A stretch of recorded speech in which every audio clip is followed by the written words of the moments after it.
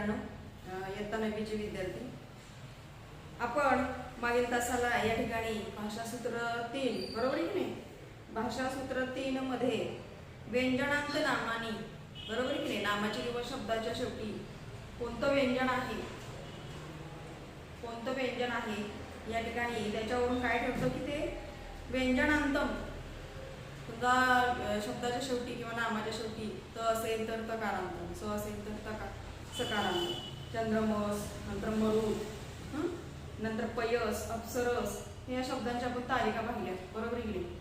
नंतर आपण जिज्ञासापत्र हे केलेलं आहे, अभ्यासलेलं आहे. जिज्ञासापत्रानंतर सर्वनामानी सर्व पुल्लिंगी सर्वनाम बरोबर की नाही. जसं तुम्ही 8वी पासून शिकत आला आहात सर्वनाम, तर कुठली कुठली सर्वनाम मी काल याचा उल्लेख केला होता, आठवते का बघा सगळ्यांना. या ठिकाणी इदम सर्वनाम, तद, यद, अस्मद, युष्मद, हो की नाही.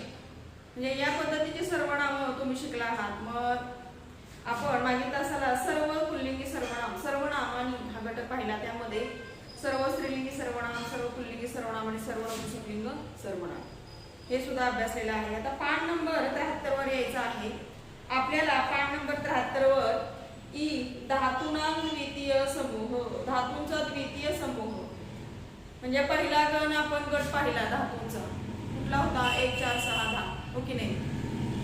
पहिला, चौथा, 6वा आणि 10वा. आता दुसरा समूह बघायचा आहे धातूंचा, धातूंना द्वितीय समूह म्हणजे धातूंचा दुसरा गट. या ठिकाणी आज आपण अभ्यासणार आहोत. बघा ते भाषासूत्र 3 मधलाच घटक आहे, लक्षात घ्या. भाषासूत्र 3 मध्ये व्यंजनांत नामानी हा अ घटक झाला, नंतर आ सर्वनामानी आणि ई धातूनाम द्वितीय समूह. बघा भाषासूत्र 3 मध्ये पुस्तक सगळ्यांची वर आहेत का बघा.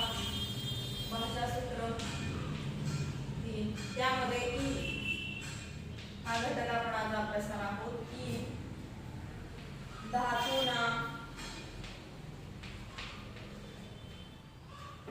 द्वितीय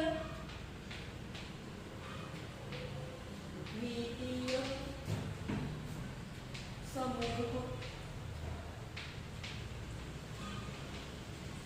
बघा या ठिकाणी तुम्ही तुमच्या लक्षात येईल बघा. समूह तुम्ही 8वी मध्ये धातूंचा पहिला या ठिकाणी काय सांगितलेलं बघा, धातूंचा बरोबर आहे. धातू म्हणजेच काय, क्रियापदाचं मूळ रूप. आता क्रियापद समजा आहे पठती, त्याचं मूळ रूप काय तर पठ, म्हणजेच काय झाला तो धातू झाला, हे लक्षात घ्या. कळलं का. म्हणजे म्हणून त्याला धातू. मग असे धातू आहेत संस्कृत मध्ये पट, लिक, वच, यांना या ठिकाणी गण आहेत 1 ते 10. मग या गणांचे 2 गट पाडलेले आहेत, धातूंच्या गणांचे 2 गट पाडलेले तुम्ही गेल्या वर्षी शिकलेला आहात. त्यामध्ये पहिला जो गणांचा गट आहे तो 1 4 6 10, प्रथम गण, चतुर्थ गण, षष्ठ गण आणि दशम गण. हा गणांचा पहिला गट धातूंचा बरोबर आहे नाही, धातूंच्या गणांचा पहिला गट. आणि आता आपण दुसरा जो अभ्यासणार आहोत तो आहे द्वितीय, तृतीय, पंचम, सप्तम आणि अष्टम, अष्टम आणि नवम. म्हणजे या पद्धतीचे हे गण असतील. मग आता तुम्हाला धातूनाम द्वितीय समूह म्हणजे धातूंचा दुसरा गट बरोबर आहे की नाही. 2 3 5 7 8 आणि 9. मग आता तुम्हाला पान नंबर 73 वर यायचंय सगळ्यांनी. बघा काय सांगितलंय, एतानी उदाहरणानी पठत. ही उदाहरणं काय करायची तुम्ही वाचायची. बघा पहिलं चित्र दिलेलं आहे तुम्हाला आणि त्या चित्रावरून तुम्ही काय करायचंय तर खाली वाक्य दिलेले. आता धातूंचा द्वितीय समूह आहे हे लक्षात घ्या. म्हणजे या ठिकाणी कुठल्या कुठल्या गणाचा आपल्याला अभ्यास करावा लागणार आहे, 2ऱ्या, 3ऱ्या, 5व्या, 7व्या, 8व्या आणि 9व्या.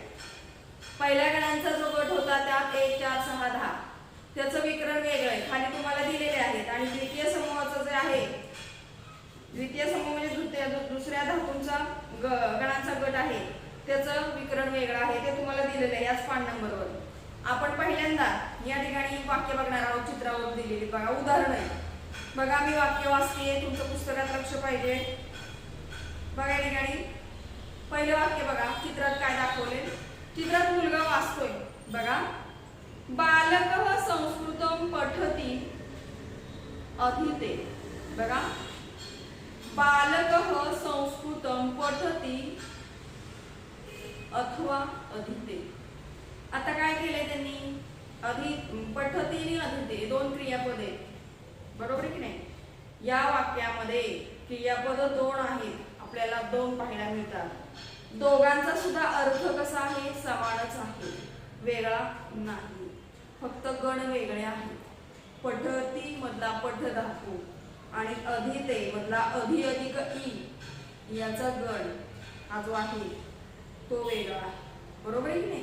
म्हणजे पठती हा धातू आहे पहिल्या गणाचा आणि अधीते अधि मूळ धातू आहे तो आहे दुसऱ्या गणाचा. लक्षात घ्या, खाली तुम्हाला दिले.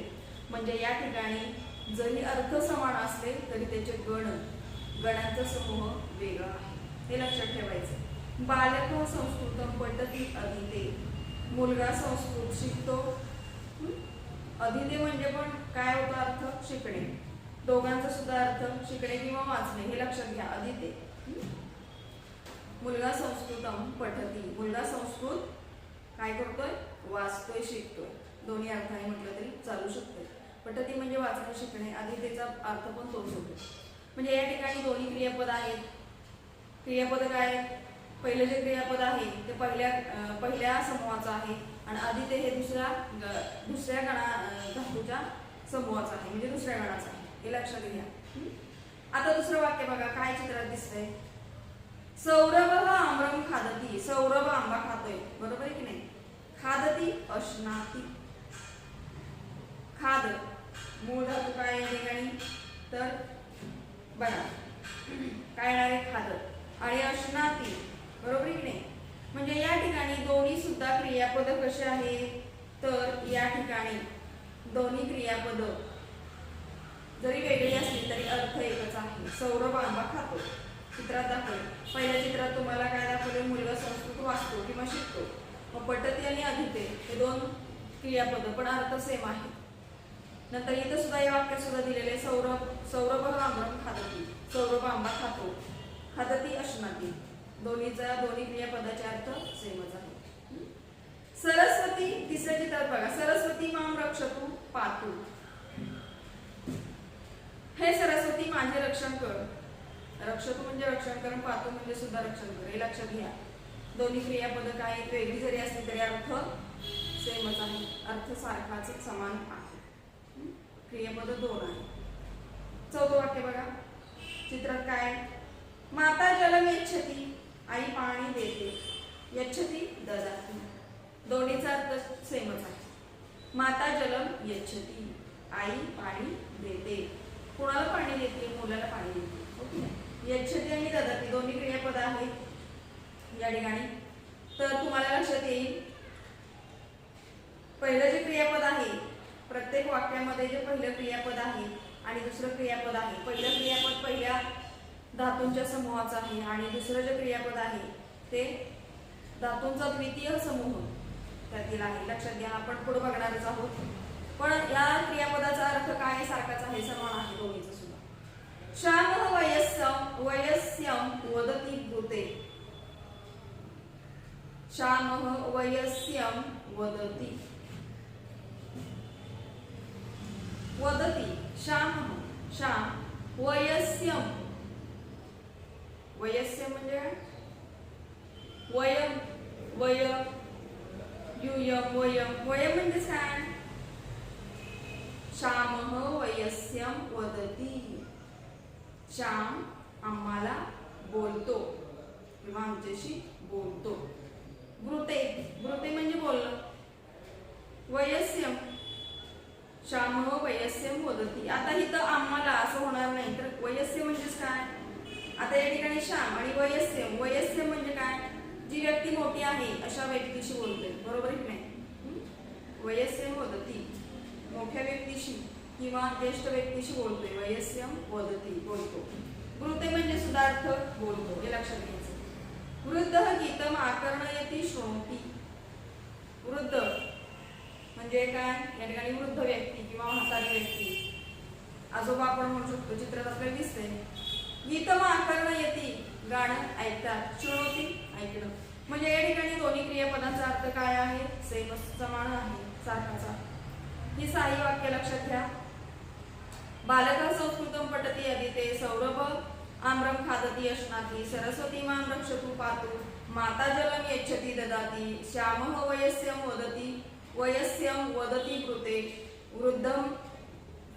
वृद्धः गीतम् आकर्णयति शृणोति. आता या ठिकाणी तुम्हाला लक्षात येईल या वाक्यामध्ये दोन क्रियापद आपल्याला पाहायला मिळत आहेत. प्रत्येक वाक्यामध्ये दोन क्रियापद आहेत, पण त्यांचा अर्थ जो आहे तो समान आहे. समान आहे, फरक एवढाच आहे की त्यांचे गण भिन्न आहेत. ते क्रियापद जे आहे त्यांचा मूळ धातू आहे, त्याचे गण काय आहेत? भिन्न आहेत. तस्मात विकरणे अपि भिन्ने, त्यांची विकरण सुद्धा भिन्न आहे. आपण विकरण म्हणतो, गण विकरण त्याचं काय आहे? भिन्न आहे. नाहीतर वाक्यांचा अर्थ तोच होतो. मुलगा संस्कृत वाचतो, शिकतो, सौरभ आंबा खातो, सरस्वती माझे रक्षण कर, आई पाणी देते, श्याम मोठ्यांशी बोलतो, वृद्ध गाणं ऐकतात. बरोबर की नाही? म्हणजे ही सगळी वाक्य कशी आहेत? तर यामध्ये क्रियापद दोन असली तरी दोन्हीचा अर्थ समान आहे. फक्त फरक काय आहे या क्रियापदांमध्ये? दोन्ही क्रियापदांमध्ये त्यांचं गण भिन्न आहेत, विकरण भिन्न आहेत, हे लक्षात घ्यायचंय. आता पहिलं जे आहे पठती, मूळ धातू काय आला? पठ. गण कुठला आला? एक परस्मैपद. बरोबर की नाही? आता पहिल्या गणाचं विकरण काय आहे? खाली दिले बघा तुम्हाला. म्हणजे या ठिकाणी पठती याचं गण विकरण वेगळं आहे आणि अधिते याचं गण विकरण वेगळं आहे. अधितेमध्ये मूळ धातू काय आहे? अधि अधिक ई, दोन आत्मनेपद. दुसऱ्या गणाचा आहे आत्मनेपदाचा हा धातू आहे. विकरण काय आहे दुसऱ्या गणाचं? तर दुसऱ्या गणाला विकरण नाही, हे लक्षात घ्या. नंतर तुम्हाला दुसरं दिलेलं आहे खादती अश्नाती. आता खादती मध्ये खाद हा मूळ धातू आहे. बरोबर आहे? मूळ धातू आहे, तो पहिल्या गणाचा आहे. मग पहिल्या गणाचं विकरण काय आहे? बरोबर आहे की नाही? प्रत्यय कुठला लागलाय? ती, म्हणजे खादती. आणि अश्नाती हा जो धातू क्रियापद आहे त्याचा मूळ धातू आहे अश अधिक ना. अश हा मूळ धातू आहे. हा आहे 9व्या गणाचा अश हा धातू आहे, परस्मैपदी. विकरण काय आहे 9व्या गणाचं? तर या ठिकाणी ना. बरोबर की नाही? ना असं काय आहे या ठिकाणी? तर विकरण आहे. म्हणजे या ठिकाणी तुमच्या लक्षात येईल प्रत्येक क्रियापदाचा मूळ धातू, त्याचं विकरण आणि त्याचा गण वेगळा आहे. 9व्या गणाचा धातू म्हणजे हा धातूचा द्वितीय समूह याच्यातला आहे गण विकरण. लक्षात घ्या. तुमच्या लक्षात येते का बघा. म्हणजे ही सगळी वाक्य जे आहेत त्यामध्ये दोन क्रियापद आहेत आणि त्या क्रियापदाचा अर्थ समान आहे, परंतु त्याचे गण भिन्न आहेत आणि विकरण सुद्धा काय आहे? वेगळे आहे. आपल्याला इथं दिलेलं आहे खाली खादती अश्नाती, मी सांगितल्या पद्धतीनं. खाली तुम्हाला या ठिकाणी अधिते, रक्षतु, यच्छती, वदती, आकर्णयति या सगळ्यांचे गणांचे काय दिलेले? क्रियापदांचे फरक दिलेले. मूळ धातू दिलाय, गण विकरण दिलेलं आहे. आता तुम्हाला काय सांगितले बघा. पठ एक परस्मैपद, अधिते अधि अधिक ई दोन आत्मनेपद. लक्ष आहे का बघा? पान नंबर 73 वर बऱ्याच जणांचं लक्ष नाहीये. दुसरा आहे रक्षतु, रक्ष पहिला गण आहे परस्मैपद, पातु पा दोन परस्मैपद, यच्छती दा यच्छ एक परस्मैपद, ददाती दा तीन उभयपद, वदती वद एक परस्मैपद, ब्रूते ब्रू दोन उभयपद, आकर्णयति आदिक कर्ण 10 उभयपद आणि श्रोती श्रु श्रु 5 परस्मैपद. म्हणजे या ठिकाणी तुम्हाला लक्षात येईल पहिल्याची क्रियापद आहे सुरुवातीची पठती, खादती, रक्षतु, यच्छती, वदती आणि आकर्णयति. ही जी आहे ती साधारण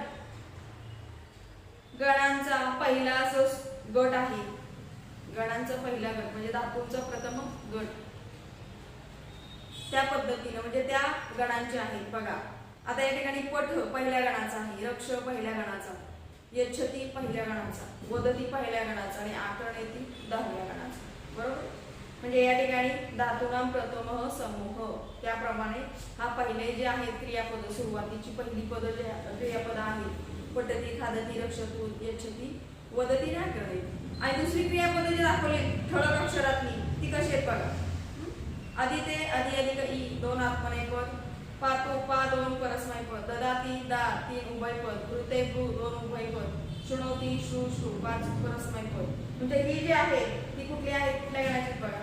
आधी ते दुसऱ्या गणाचा धातू आहे, आधी ते आधी अधिक ई दुसऱ्या गणाचा, पा हा दुसऱ्या गणाचा, दा हा 3 तिसऱ्या गणाचा, भू हा दुसऱ्या गणाचा आणि श्रू हा 5व्या गणाचा.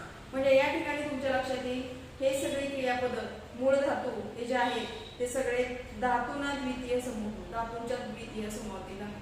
हा फरक कळलाय तुम्हाला? म्हणजे या ठिकाणी त्यांचं विकरण पण सेम आहे आणि या ठिकाणी त्यांचे गण पण, विकरण काय आहे, विकरण सेम नाही, अर्थ सेम आहे, विकरण भिन्न आहे, वेगळं आहे. विकरण वेगवेगळे आहेत, नंतर धातू वेगवेगळे आहेत, हे लक्षात घ्या. विकरण वेगळं आहे, गण वेगळे आहे, फक्त अर्थ सारखा आहे, समान आहे. आता खाली यायचंय. अष्टमी कक्षायाम अस्माभिः प्रथम चतुर्थ षष्ठ दश इत्येषा गणानां रूप परिचय दृष्टः. 8वी कक्षेमध्ये इयत्ता 8वी मध्ये आपण 1 4 6 10 इति या गणांचा काय केलेला आहे, परिचय करून घेतलेला आहे, पाहिलेला आहे. बरोबर की नाही? रूप परिचय म्हणजे धातूंचा परिचय आपण करून घेतलेला पाहिला आहे. तेषां विकरणानि अ य अय इथे येतानी अकारांतानी, म्हणजे त्यांची विकरण सुद्धा आपल्याला माहित आहेत. अ य अय, अ य अय ही अशी या ठिकाणी त्याची काय आहेत तर विकरण आहे. येतानी अकारांतानी सगळे कसे आहेत, अकारांतानी. अकारांतानी म्हणजे त्याचा काय या ठिकाणी तर अ य अय, बरोबर की नाही? म्हणून ते अकारांतानी. धातूंना द्वितीय समूह, धातूंचा द्वितीय जो समूह आहे तो म्हणजे बघा द्वितीय तृतीय पंचम सप्तम अष्टम नवम गणाः सन्ति. धातूंचा दुसरा जो गट आहे, गणांचा दुसरा गट आहे तो आहे 2 3 5 7 8 आणि 9. तेषु केषाचित् नित्य प्रयुक्तानां धातु रूपाणां अध्ययनमत्र करणीयमस्ति. तेषु त्यांच्यामध्ये काही जे धातू आहेत, काही जे गण आहेत ते नित्य प्रयुक्ताना म्हणजे याचा नेहमीच आपण काय करतो, या धातूंचा अभ्यास करताना या ठिकाणी आपल्याला काय होतं तर ही धातूची रूपं आहेत ते आपल्याला पाहायला मिळतात. बरोबर की नाही? मग खाली तुम्हाला खाली 2 तालिका दिलेल्या आहेत. तालिका म्हणजे काय, धातूंना प्रथम समूह, धातूंना द्वितीय समूह, 2 तालिका दिलेल्या आहेत. मग धातूंचा द्वितीय समूह त्यामध्ये काय येतं तर या ठिकाणी बघा धातूंचा द्वितीय समूह म्हणजे 2 3 5 7 8 9 आणि धातूंना प्रथम समूह 1 4 6 10. बरोबर? म्हणजे तुम्हाला हे दोन्ही तक्ते जे आहेत, तालिका आहेत त्या काय करायच्या वहीमध्ये तुम्हाला लिहायच्या आहेत. आले का लक्षात? उदाहरणांमध्ये जाऊ नका, उदाहरण फक्त लक्षात घ्या की पहिला धातूंचा गणांचा गट आणि दुसऱ्या धातूंचा गणांचा गट यामध्ये फरक काय एवढंच फक्त लक्षात घ्यायचं. बघा आता या ठिकाणी वरची वाक्य वगैरे कळली का तुम्हाला? क्रियापदाचे अर्थ सेम आहे, फक्त त्यांचं गण विकरण वेगळं आहे, हे लक्षात ठेवा. अर्थ सेम आहेत क्रियापदांचे दोन्ही सुद्धा, फक्त त्यातलं गण आणि विकरण हे वेगवेगळं आहे. ते तुम्हाला कसं आहे ते मी आता वाचून दाखवले. आपण इयत्ता 8वी मध्ये हे सगळं शिकलेलो आहोत. बरोबर आहे की नाही? पहिल्या गणाचा गट जो आहे 1 4 6 10 याचा आपल्याला परिचय आहे. आता आपल्याला दुसऱ्या गणांचा गट आहे तो त्याचा अभ्यास करायचा आहे. बघा या ठिकाणी दोन्ही सुद्धा मी या ठिकाणी तुम्हाला काय करते तर लिहून देते. धातूनां प्रथम समूह. धातू बघा काय दिलेला आहे,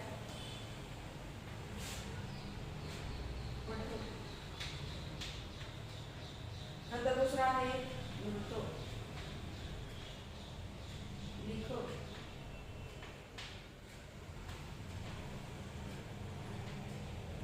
कथो, गणन, गणन 1 4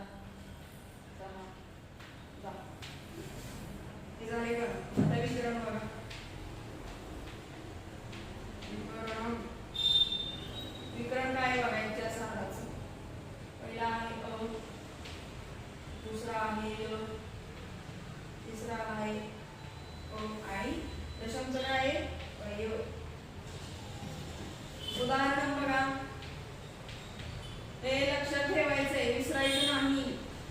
तुम्हाला 10वी पर्यंत हे आहे, याच्यावर सगळा या ठिकाणी व्याकरणाचा भाग आहे.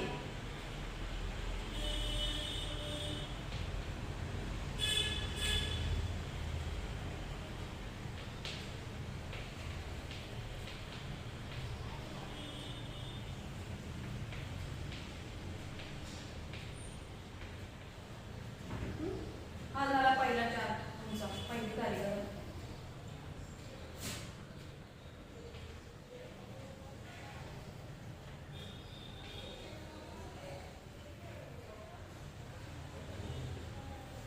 पहिली तारीख झाली, वैभव तुमच्या असलं पाहिजे, हे लिहून देते. म्हणजे आता या ठिकाणी धातूंचा, आता धातूंना प्रथम समूह, तुम्ही याला मराठीत धातूंच्या गणांचा पहिला गट असं म्हटलं तरी चालतंय, त्याचं काय अडचण नाही. तुम्हाला जर हे समजत नसेल तर मराठीत तुम्ही लिहा धातूंच्या पहिल्या गणांचा गट असं म्हटलं तरी चालेल. प्रथम समूह, गणांचे 2 गट आहेत, त्यातला पहिला गट आहे 1, 4, 6, 10, हे लक्षात ठेवा. आता धातूंचा दुसरा समूह बघा, धातूना द्वितीय समूह इथे दिले नाही. धातूना द्वितीय समूह, गणांचा दुसरा गट आहे हा.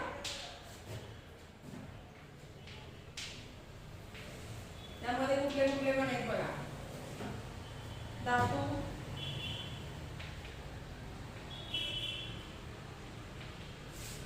विसर्ग द्यायचा इथं, धातू, गणविकरण उदाहरण. धातू कुठले बघा, अस, दा, शक, भुज, तृ आणि ज्ञा.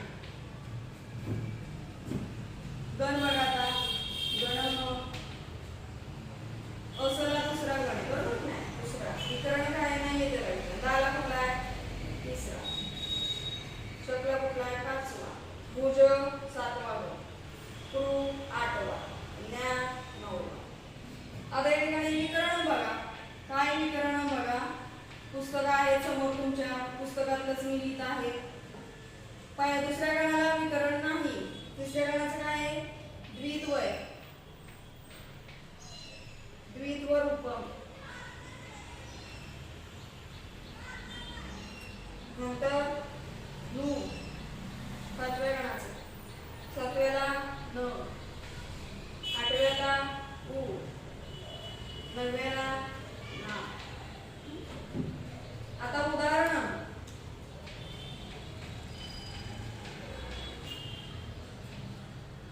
उदाहरण काय बघा, अस्ति, ददाती,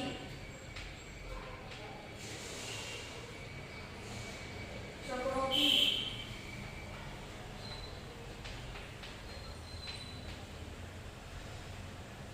भुनक्ति,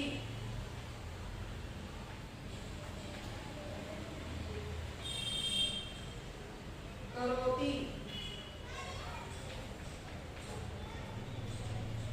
आणि जानाति.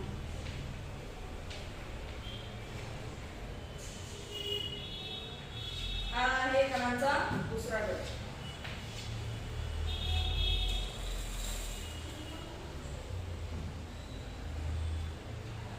हे लक्षात ठेवायचंय कायम, गणविकरण कधी विसरायचं नाही.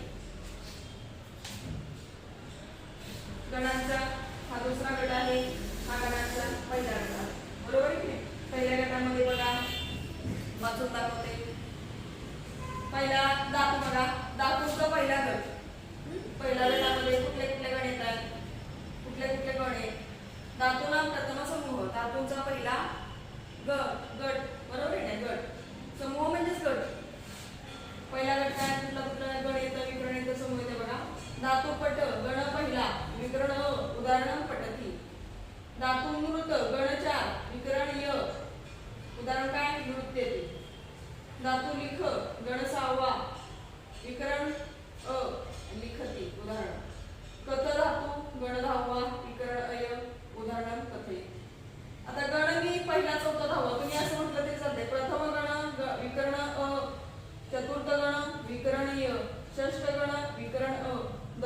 गण विकरण अय. येते लक्षात? इथं काय अडचण नाही. आता इथं बघा, आता इथं तुम्हाला धातूंचा दुसरा गट आहे. धातूंचा दुसरा गट गट म्हणजे काय गणांचा गट आहे हा पहिला गणांचा गट, हा दुसरा गणांचा गट. गट बघा, दुसरा गण आहे, धातू आहे अस, विकरण नाही, उदाहरण काय असते दा. तिसरा गण आहे, विकरण आहे, द्वित्व रूपम. द्वित्व रूपम म्हणजे काय या ठिकाणी बघा. आता या ठिकाणी द्वित्व रूपम तिसरे याला बरोबर आहे, ददाती. ददाती म्हणजे या ठिकाणी साधारण इथं काय झालेलं आहे की जो विकरण आहे तो कुठल्याच लागणार आहे, याला द्वित्व झालेलं आहे पहिल्या धातूंच्या गणाचं. म्हणजे इथं द्वित्व रूप लक्षात घ्यायचं. द्वित्व म्हणजे इथं दा तृतीय गण द्वित्व रूपम ददाती. शक पंचम गण विकरण शक्नोति. धातुभुज सप्तम गण विकरण गुणोक्ति. धातुकृ अष्टम गण विकरण करोति. धातुज्ञा नवम गण विकरणना विकरणना उदाहरण जानाति. कळले का? कळतंय का बघा या ठिकाणी?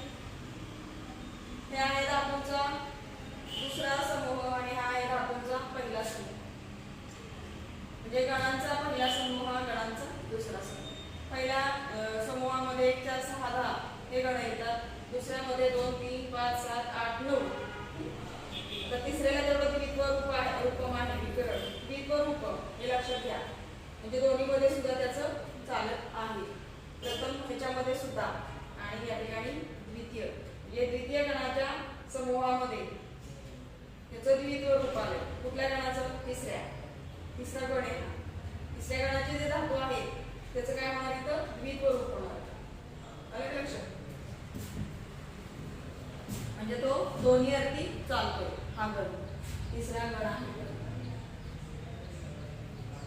म्हणजे तिसऱ्या गणाचा जो धातू आहे तो उभयपदी आहे, आत्मनेपद आणि परस्मैपद. हे लक्षात घ्या. द्वित्व म्हणजेच आत्मनेपदी धातूला पण चालणार हा, आणि या ठिकाणी परस्मैपदी म्हणून इथं द्वित्व झालेलं आहे. हे महत्वाचं आहे. द्वित्व म्हणजेच काय, परस्मैपदी आणि आत्मनेपदी दोन्ही त्याला प्रत्यय लागू शकतात, म्हणून त्याला काय म्हटलंय, द्वित्व रूपम इथं झालेलं आहे. हे लक्षात घ्यायचं. इथपर्यंत भाग कळलाय का बघा? दोन्ही गणांचे गट कळलेत का? हा पहिला आहे आणि हा दुसरा गट आहे. इथपर्यंत भाग कळला असेल, वाक्य समजले असतील. इथपर्यंत भाग कळलाय का? ठीक आहे. हे आता काय करायचं तुम्ही माहितीये का? हे येताना उद्या येताना पुढच्या तासाला मी हे सगळं विकरण विचारणार आहे, गण विचारणार आहे. तुम्ही विकरण सांगायचंय, काही ना विकरण विचारून गण सांगायचे, धातू सांगायचे, अर्थ सांगायचे. ह्याचा अर्थ समजले का बघा. पट म्हणजे वाचणे शिकणे, नृत्य म्हणजे नाच करणे किंवा नृत्य करणे, लिख म्हणजे लिहिणे, कथ म्हणजे कथन करणे सांगणे, इथं असं म्हणजे असणे आहे असते अशा अर्थी. दा म्हणजे देणे, शक म्हणजे शक्यता असणे, शक्य आहे आपण असं म्हणतो. भुज म्हणजे भोजन करणे, जेवण करणे, भुज. कृ म्हणजे करणे, ज्ञा म्हणजे जाणणे. म्हणजे या पद्धतीनं तुमच्या लक्षात येईल. तर या पद्धतीने धातूंचे अर्थ मी आता इथे तुम्हाला सांगितलेले आहे. काय अडचण असेल तर आपण पुढचा भाग जो आहे यातला पुढच्या तासाला बघूया. मला वाटतं पुढच्या पानावर तुम्हाला प्रत्ययांचंच आहे, ते आपण पुढच्या तासाला बघूया. ठीक आहे. इथपर्यंत कळलं असेल. ते दोन्ही टेबल व्यवस्थित वाचून लिहून वहीमध्ये त्याचा अभ्यास करून यायचा.